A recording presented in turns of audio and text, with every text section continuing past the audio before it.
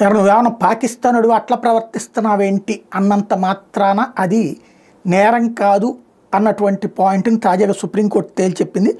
ఒక వ్యక్తిని మియాన్ పాకిస్తానీ అని దూషించడం సమర్థనీయం కాదు, కానీ అది మతపరమైన మనోభావాలు గాయపరిచి నేరంగా కేసు పెట్టడానికి శిక్షించడానికి కుదరదు అని సుప్రీంకోర్టు చెప్పింది.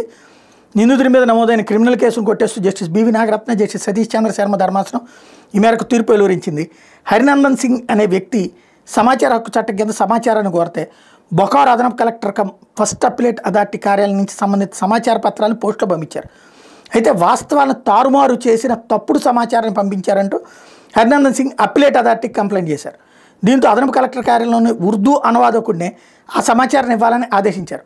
అనువాదకుడు అటెండర్తో కలిసి నిందితుడు ఇంటికి వెళ్ళి సమాచార పత్రాలు నేరుగా ఇవ్వబోతున్నటువంటి సందర్భంలో సమాచార హక్కు దరఖాస్తుదారు దాన్ని తొలుత నిరాకరించి ఆ తర్వాత తీసుకున్నారు. అయితే ఆ సందర్భంగా హరినందన్ సింగ్ తనని పాకిస్తానీ అని నిందించారని, మియాన్ అని నిందించారని, ఇది నా మత విశ్వాసాలను దెబ్బతీసేలా ఉందని, మత విశ్వాసాలని దూషించారంటూ పెట్టినటువంటి కేసు మీదన కొట్టివేస్తూ నిందితుడి మీద అభియోగాలు ఈ కాన్సెప్ట్ మీద మోపమని చెప్పే ఏది పాకిస్తానీ అనడం నేరం కాదు, కానీ నిందితుడి మీదన మాత్రం ఇతర అభియోగాల కింద కేసు పెట్టచ్చు అంటూ గతంలో ఇచ్చినటువంటి, అంటే గతంలో నిందితుడి మీద కేసు పెట్టమని ట్రయల్ కోర్టు ఆదేశించింది. ఆ ట్రయల్ కోర్టు ఆదేశాలను సుప్రీంకోర్టు కొట్టేసింది. ఇప్పుడు